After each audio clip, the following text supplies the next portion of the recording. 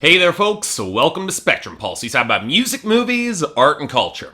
And now it's on to the final list, the top 25 albums of 2015. This is always the list that produces a certain amount of frustration as I struggle to recognize the best of the best. And as I said in the last time I did one of these lists, it's always difficult to narrow it down. And this year was harder than most, probably the hardest yet. Mostly because it started off so damn strong and was able to sustain that momentum until late this year. And while I was able to trim this down to 25, I need, for the sake of my own conscience, to mention a few honorable mentions in no particular order that just managed to miss this list. Because, believe me, when you've got comeback records like No Cities to Love by Sleater Kinney or Tetsuo and Youth by Lupe Fiasco that show huge returns to form, they deserve at least a shout out as a great comeback. Hell, an album that features a creative rebirth like Baroness's Purple, which dropped very late this year, that deserves it too. And then you have the underappreciated gems like Escape from Evil by Lower Dens, one of the great unsung synth pop albums of this year. And on that note, as much as it might be a bit of a contentious statement to say that hip hop had a really great year, I stand by that statement. When you have Earl Sweatshirt, J-Rock, The Underachievers, Yelawolf, Pusha T, and Czarface all dropping stellar sophomore albums, coupled with the comebacks of unexpected quality from Ludacris or the killer debut from Joey Badass, all of which might have had a shot at this list in a weaker year, that's saying a lot. You know,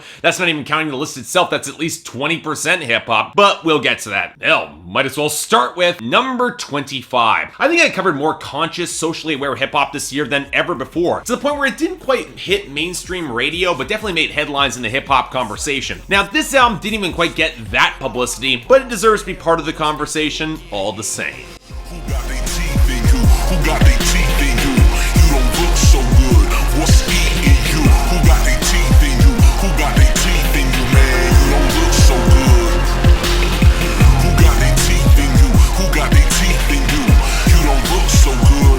What's eating you? Who got their teeth in you? Who got their teeth in you, man? You don't look so good. This is easily B. Dolan's most focused and tightly written project to date, taking the self-flagellating honesty that's always underscored his darkest songs and fusing it with impeccable wordplay, great guest performances, some explosively gritty production, and one of the most finely tuned progressive messages that you'll hear in hip-hop. But it's not all about that message either. A record thematically exploring the transience of life itself and the desperate struggle at its core, even if it all might ring for naught in the end. An impressively moody and layered album that has the punch to demand a lot of urgent attention. Highly recommended. Check this out if you haven't. Number 24. Sequels to established classics are always a bit of a tough sell if you want to do them right. I think I might have said this before, hell, even on one of these lists, but while some use the sequel as a chance to ride off their past laurels, looking at you, Lil Wayne, few continue the thematic progression and power to create something the equal of its forebear. So it's always nice to see industry veterans take a real crack at it, especially when they manage to pull it off with magnificent results.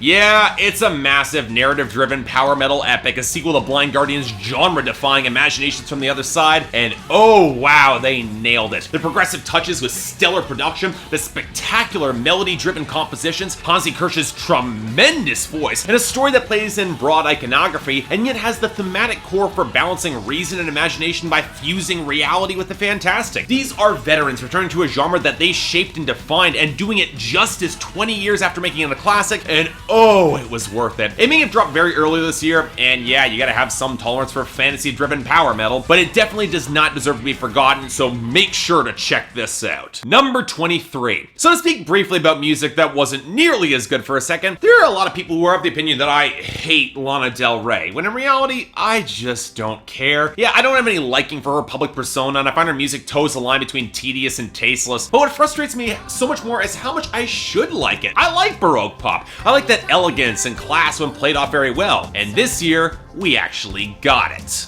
Feel the charge of a good thing to run to. But I only hear the rattlesnake winds they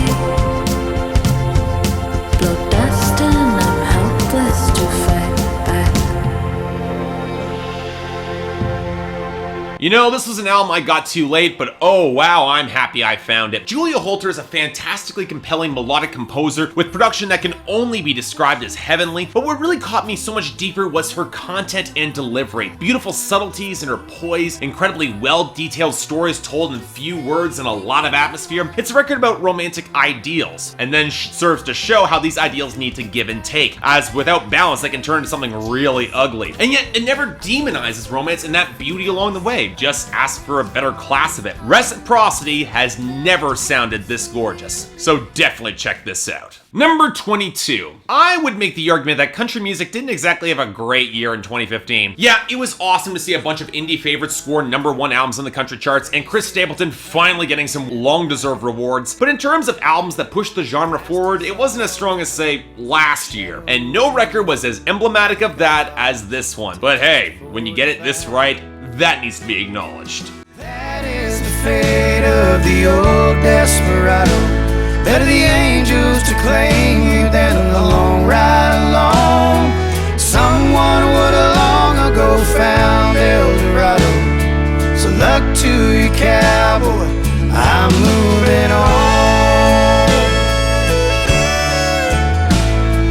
What I love about this album is the subtle complexities that underscore a reasonably straightforward neo-traditional country record. 10 songs with a gentle, rollicking tone that might seem to be playing things very easy with only traces of weary melancholy around the edges, but for men taking the rough road of integrity, it's a profoundly rewarding listen, most because that's the underlying theme of this album. The collaboration is the story here, a simple one to be sure, but so well told with great warm production, excellent compositions, and a real sense of wit behind all of it. It might not strike you as anything all that unique on the first few listens, but you'll be surprised how much of it really sinks in. Definitely looking forward to Hold My Beer Volume 2, guys. Hoping it's coming soon. Number 21. I struggled a lot whether or not I could put this album on this list, because while the compositions are beautifully understated and excellently produced and the writing toes the line between being very intricate and painfully raw, it was an album that I found very hard to revisit and re-listen to. It got under my skin that much. And yet on that note, I knew I had to recognize and include it somehow, if only because it's rare for a record to hit just like this one does.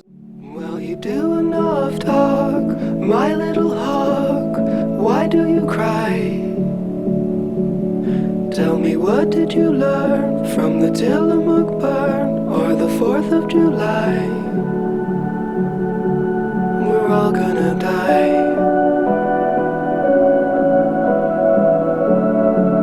You ever get the feeling when hearing an album that you really shouldn't be listening to it, that it's too private or personal and deeply cutting than it has any right to be? That was Carrie and Lowell for me, an album that on the surface seemed to be dealing with the complicated relationship that Sufjan Stevens had with his mother as she died, which he seemed to have resolved and put behind him, only for that resolve to untangle and collapse along with his relationship with God, searching for answers and resolution that he doesn't find, he doesn't get it. There's no clean ending to this album, a hope against hope that we'll get that answer, and yet it never really materializes. And even as you know that, you just can't stop. A devastating listen from front to back that I can't revisit outside of the privacy of my own home, even despite its subtle, plain-spoken beauty. Not Sufjan's best work in my opinion, Michigan still stands up pretty high there, but when you've got a discography like his, that's not saying much at all, because this is pretty damn excellent. Number 20. And yet, while there are albums that are so raw that I can barely revisit them, we also have the flip side to that. A record so intricately constructed, so meticulously crafted, where every word and interweaving melody is impeccably timed that I'm almost hesitant to touch it for fear that I might break the music. Of course, that never happens, and I never did, which is why I had to keep coming on back for more. And it hurt me bad when I heard the news that you got that call and could not refuse. A girl so lonely, suppose can know that no one is a geese who never find their peace. Whether north or south or west or east, where stories. Originally, I gotta be honest, I didn't think this album would hold up long enough for me to make this list, but I was proven wrong in the best possible way. Divers might not have won the critical acclaim of her previous works, I have no idea why, but this gorgeously elliptical album exploring the endpoints of life, birth, and death, rife with high-concept physics and sci-fi to fit within some of her most diverse compositions to date, was so ridiculously smart, beautiful, and heartfelt in its own esoteric way that it really stuck with me. I still marvel at the mirrored nature of this album. There's so many little subtleties that only further enhance the themes and narrative arc through layered metaphors and musical motifs. And while I'm a little uncertain whether or not I buy the album is about her husband Andy Samberg's impending death, it's kind of an alarming theory to read through. It's rare that I found a record so cosmic yet feels so grounded. Great work, Joanna Newsom. I really love this. Number 19. And on the topic of brilliantly written records exploring the nature of time, especially at the halfway point. Do life deserve to last forever? Halfway. The rest is worth defending. Do life deserve to last forever? Halfway. Is your life owed or just pending? Do life deserve to last forever? Halfway. See it all before it's ending.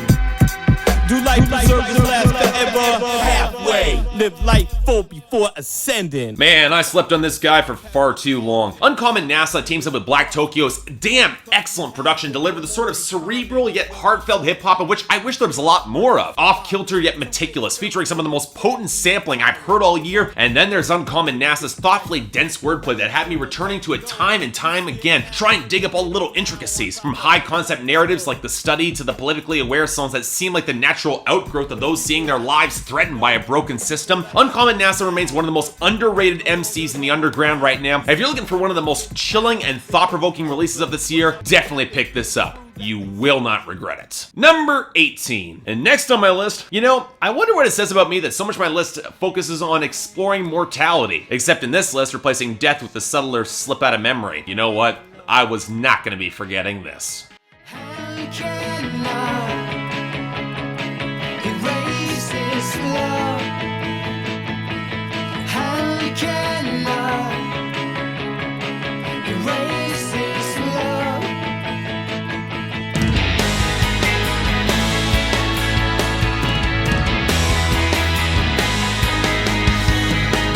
It's his most pop-friendly, electronic-tinged album to date, and in my opinion, easily Steven Wilson's best solo album and the best thing that he's made since Porcupine Tree. Gorgeously melodic, progressive rock with a narrative exploring the choice to isolate from the world and just slip out of minds, if only to hit one of the most tragic endings that you'll get all year. It's a record about vanishing and invisibility in the modern world, and yet it's almost certainly one that will stick in the memory thanks to brilliant compositions, gorgeous production, and a title track that is the best pop song anyone released all year. Again, not exactly an easy listen, especially that ending, especially get really sucked into it, but highly, highly recommended all the same. Number 17. Of course, when you have albums that are so meticulously crafted as the last few, you need something that's a little bit more wild, something borderline unhinged and careening out of control. And the Wombats, they delivered just that.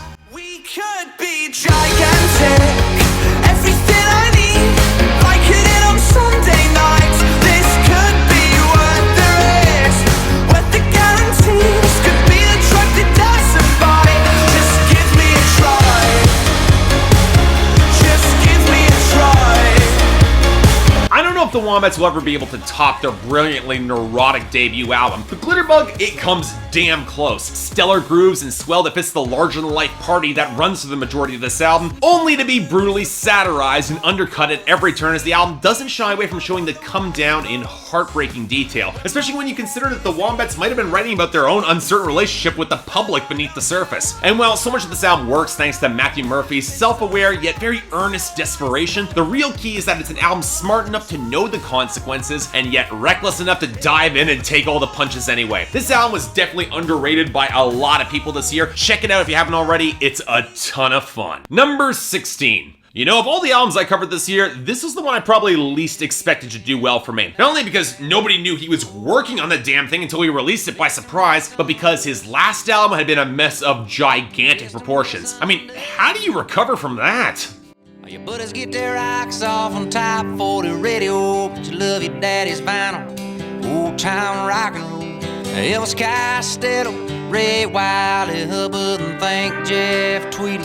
It's one bad mother, Mr. Misunderstood, Mr. Misunderstood.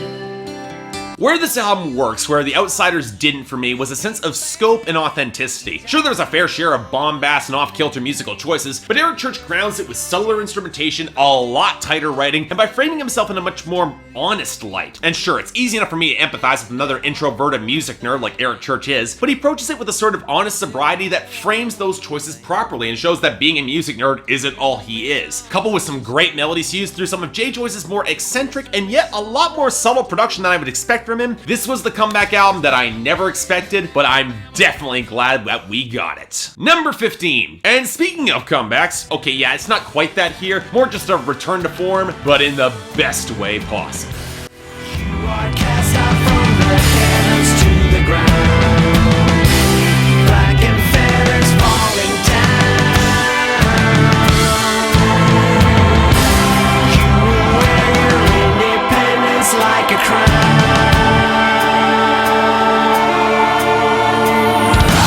I understand that Ghost can be a bit of a hard band to take very seriously. The retro-leaning heavy metal that flirts with symphonic and progressive touches, the lyrics that outright embrace Satanism. But again, when the compositions are this good, I find it really hard to care. Meliora wasn't just a return to form for Ghost, but the sort of heavier, more experimental album that didn't just test the band, but pushed the sound into places that I never would have expected. And yet we're always able to bring in the instantly memorable hooks and brought them all together. Coupled with writing that's a fair bit smarter than a lot of people gave it credit, and some titanic songs that remain the best of this year, Ghost brought their A game on one of the most fun metal albums that I heard all year, and it's great to see them fearlessly hoist that black banner. Check this out if you haven't. It's awesome. Number 14. Now, I've said before that I love art exploring the creative process, not because it speaks to my own creative impulses and neuroses, but also because it's fascinating to see what other people are trying to create and how they do it. There are 2 records on this list that explore that concept, and this one's probably the more complex, and yet no less excellent all the same. Midnight meets the rain. Midnight meets the rain. Midnight meets the rain. You've been standing on deep waters.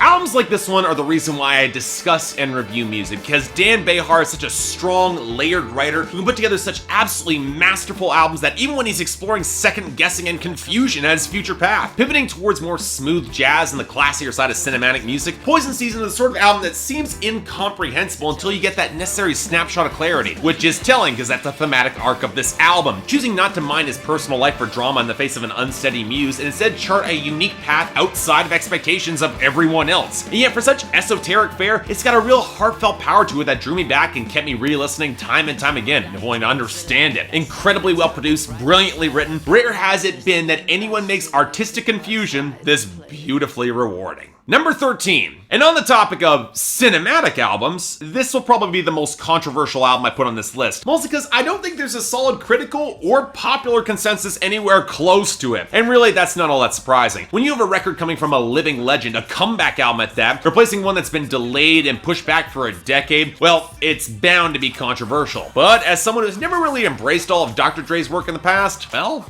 it made this list. When I open up my book, I think about the world later. No ink in the pen, no lines on the paper. I'm just talking to my diary. I'm just talking to my diary. Sometimes when I got a lot of shit on my mind, I'm just staring at the sky. You probably thinking I'm high. I'm just talking to my diary. I'm just talking to my diary. Now, okay, let's get real here. This is probably the best album we could have ever expected from Dr. Dre. Let's be honest with that. And I completely get the complaints that it doesn't really feel like a Dre album. But again, that's the point. Compton is framed like a hyper-stylized cinematic exploration of not just Dr. Dre, but the city and world his music helped define and create, anchored in stellar guest performances that you would have never expected, production that goes harder and has more unique Dre flavor than many gave it credit, and a narrative that shows gangster rap at its best and its unstable, horrifying worst. And when you throw in excellent framing with far more subtlety in the writing than anyone gave it credit, I predict there'll be a fair few people who will eventually come around to this record and help pull it out of the backlash zone it's currently sitting in right now. In other words, if this is how Dre wanted to go out, what a way to go. Number 12. So one of the genres I started delving into a lot this year was black metal, particularly on the more atmospheric side. And well, one quick look a list through Mike Seatown shows that I got a long way to go. One of my biggest fears is that I just wasn't gonna find a band that would stick with me in the long run, that the genre just wasn't gonna be for me. Thankfully, I was proven wrong in a big way.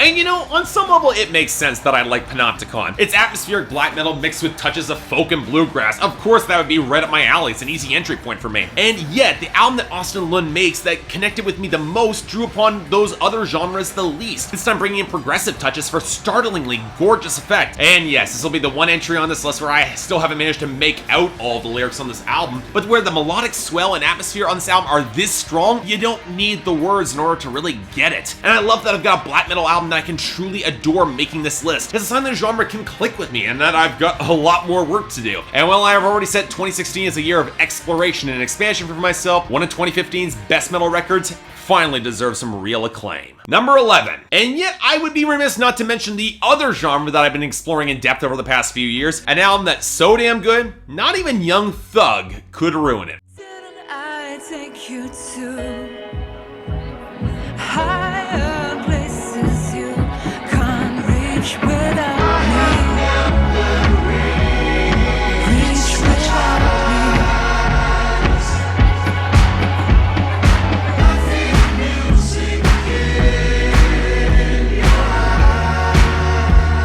You know, I love the sound for all the little details. The production is goddamn breathtaking, with so many little subtleties that get me every single time. Stunningly organic and painting a massive yet surprisingly intimate picture. It's festival music for enormous crowds that makes every individual moment feel like the most important thing in the world. That doesn't so much feel composed but grown with some of the best melodies and transitions you will hear all year. And yeah, you know, it's not genre pushing for electronic music, and that can be easy to dismiss as backward looking or vintage, but I'm not gonna deny the swell or power of the album. If this is how Jamie XX wants to start his solo career, I'm completely on board, even if the rest really is just noise. Number 10. Granted, Jamie XX wasn't the only new act to completely blow my mind this year.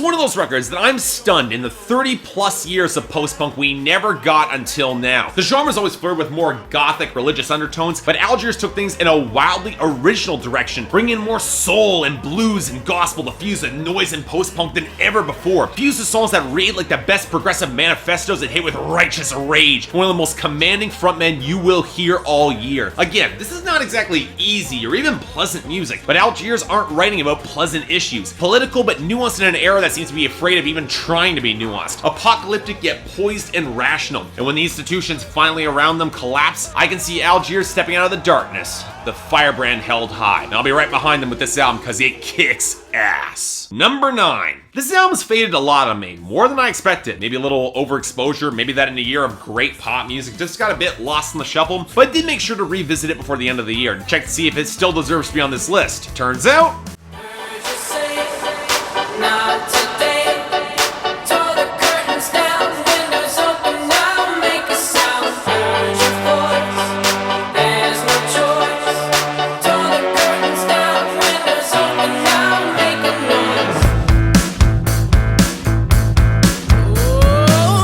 it's weird that as I speak, more people are paying attention to 21 Pilots than ever before. Arguably off the worst song from this album was Stressed Out. Hell, I was arguing with a friend about this album last night. And yeah, it's a messy, genre-bending, self-referential, frequently insufferable, and borderline emo release. And yet, this is some of the best music about making music that I heard all year. Putting aside how damn solid of a pop core there is on this album with the melodies, with great hooks and a more refined sound, Blurryface is smart and well-framed enough to know that the greatest enemies on this album are themselves. themselves. And the finale of this record does show them acknowledging that and breaking free. And there's so many great bits of wit that I really like about the sound, between the fourth wall breaking and that despite that self-awareness, it's still painfully earnest and heartfelt. It's an album that cares too much about what we think, and yet for it to land this high on this list is a testament to how well all of that paid off. Number 8. This record falls into a bit of a weird place for me. Sure, it's damn great and even higher on one of my lists than its predecessor, but that's basically because it's imitating and improving on the same formula that made said predecessor great, almost down to the wire. This band effectively reused the same formula as their debut, but better. How often does that work?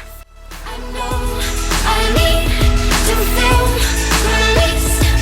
Take care to tell it just as it was. Take care to tell on me for the cause. I need to feel release.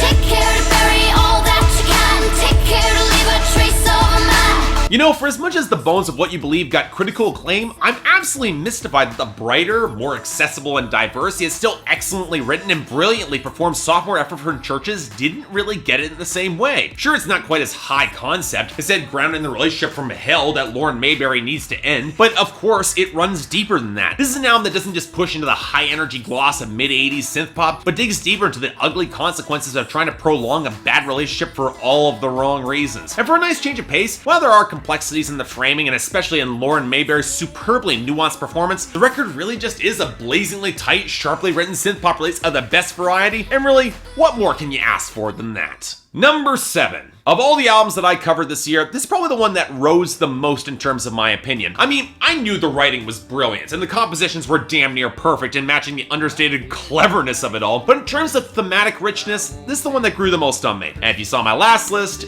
you should already know what this is. It was part of our agreement. I signed off on the deal. I must admit I never saw it happening for real. 'Cause she loves me. She loves me.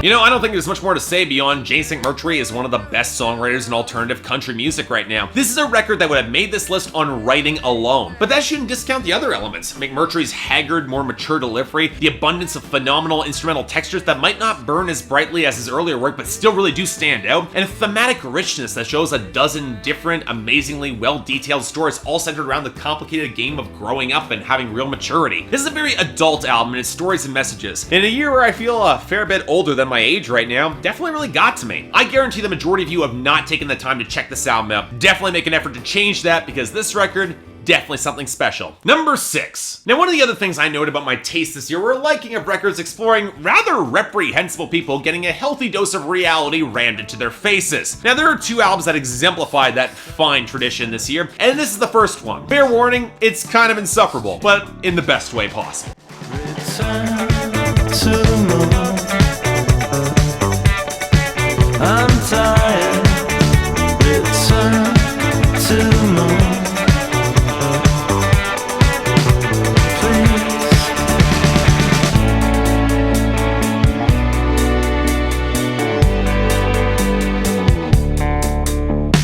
Side projects are always kind of contentious to talk about, and nowhere was that more apparent than the collaboration between Matt Berninger of The National and Brett Knoll, formerly of Menemina, which took Berninger's depressive angst and beat it with the meat tenderizer of self-aware satire. The lyrics only begin to make a certain amount of sense when you realize that the loose narrative serves to show the consequences of his preening, phony self-deprecation. And no matter how hard he tries to fix things and the results of his actions, there are some things and some people that you just can't fix, and you shouldn't fix. Filled with the best kind of framing some of the most quotable lines of both men's careers, had a musical foundation that's both genre-bending and yet hook-driven and instantly memorable, Elvi is the sort of collaboration that I desperately would love to see more of, if only because it's too weirdly fascinating to ignore. It's most certainly not for everyone. Again, it's kind of insufferable, but then again, it's that good, it made this list. Number 5. I struggle between this album and Jason McMurtry's as the country-adjacent album that I like the most. In the end, while I definitely give McMurtry the edge on writing, this is the country album that pushed the sound the furthest. And in a pretty rough year for country music, it's easily my favorite for this year. You thought God was an architect. Now you know he's something like a pipe bomb ready to blow. And everything you built to It's all for show, goes up in flames in 24 frames. So does it hit the insane high notes of Southeastern? Honestly, probably not. But it trades it in for thematic cohesion and consistency. Say nothing of some of the most gorgeously textured country compositions that you will hear all year. Like McMurtry, the songwriting is top of the line in sketching out the brilliantly detailed and nuanced stories that have always been Jason Isbell's hallmark. But where McMurtry places the past and present in harmony, Isbell is slamming the door on the old darkness behind him, finding closure and moving towards, well, whatever might come next. Coupled with some of Dave Cobb's best ever production, Something More Than Free is transitional in every way in the best way possible, and only a sign of greater heights to come. Looking forward to more from you, Jason Isbell. I know you're not going to screw it up. Number 4. I feel I have to justify this album not topping my list like it has for so many others. In terms of cultural impact, I don't think there was a more important album that was released this year. And yet, not quite my favorite. But make no mistake, Kendrick Lamar, he raised the bar yet again this year, and people are still struggling to catch up. And if I got a brown nose for some gold, then I'd rather be a bum than a motherfucking bum. Oh yeah. Bitch, where you and I was walking. Now I run the game, got the whole world talking. King Coulter, everybody wanna cut the legs off him. King Coulter, black man taking no losses. Oh yeah. Bitch, where you and I was walking. Now I run the game, got the whole world talking. King Coulter, everybody wanna cut the legs off him. When you got the yams. To call the Pimp a Butterfly a hip-hop tour de force would be understating it, as Kendrick takes this uniquely complicated insight to a much higher level in its exploration of black culture in the United States. And yet, for as big as the scope of this album is, drawing on R&B, funk, jazz, and the darkest corners of black music, it's still an intensely personal story about Kendrick tracing his own legacy to the greats like Tupac, and his own path holding his temptation to find his own brand of transcendence. His sort of groundbreaking hip-hop release that makes you hope it'll become as influential as some of the greats truly were. But by now, everybody's heard it, praised it, written lengthy think pieces about it, then condemned it, then praised it again. What for me was better? Number 3. This next album is not for everyone, but for me, it's a stirring example of what hip-hop can be at its absolute best. Focused, cohesive, excellently written, pushing real boundaries with its sound and wordplay from 5 MCs and 2 producers who have earned their reputation as some of the fiercest spitters in the industry. And you know, I've been cheerleading for this group all damn year. You should already know who I'm talking about.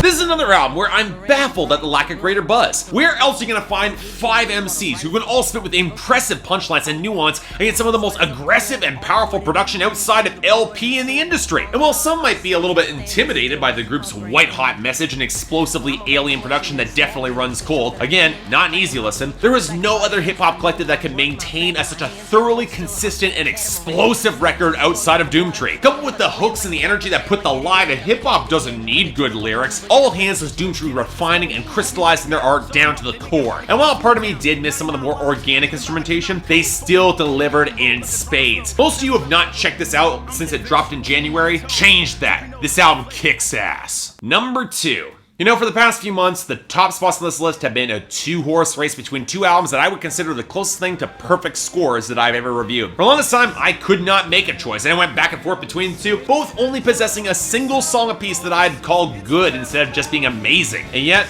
there could only be one, and that means... Everything is doomed, and nothing will be spared. But I love you, Honeybear.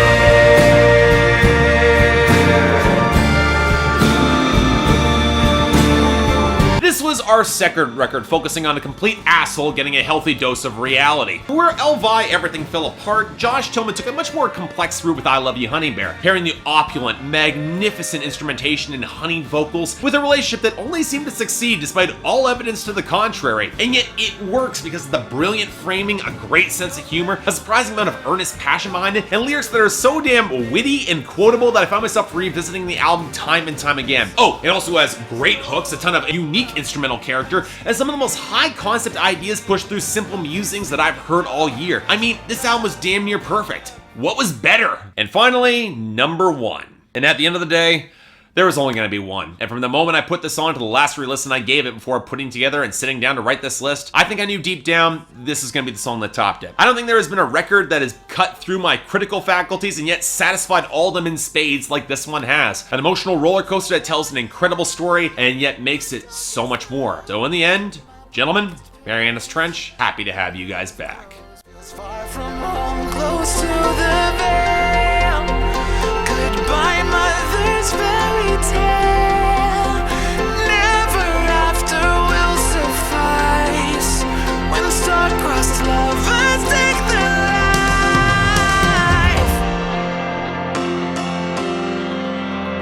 life. There is not an album this year that hit my pure joy receptors like this one did, where despite being the most flagrantly pop album to date, draws upon classic rock like The Who and Queen, and a borderline cinematic approach to composition that makes Astoria an epic to behold. Marianas Trench have always had high ambitions, but Astoria reaches the pinnacle set by Masterpiece Theater and then just keeps on going, with Josh Ramsey's most personal story to date acting as the foundation to a record that, at the end of the day, feels so much more significant, transcending broken relationships to the art that tells and immortalizes their stories. It's living proof that pop music can be just as powerful and moving as any other genre, with high ambitions backed up by fantastic, instantly memorable melodies and the best performance of Josh Ramsey's career. In my opinion, Astoria by Marianas Trench is the best album of 2015. If 2016 can deliver albums like this, we got a great year ahead of us. But again, what was your choices? I'm curious, because after all, it's all my own opinion for whatever that is worth, and I'm definitely imagine that some of my choices were probably a wee bit controversial. But till then, have a happy new year. I'm Mark, you're watching Spectrum Pulse, and I'll see you next time.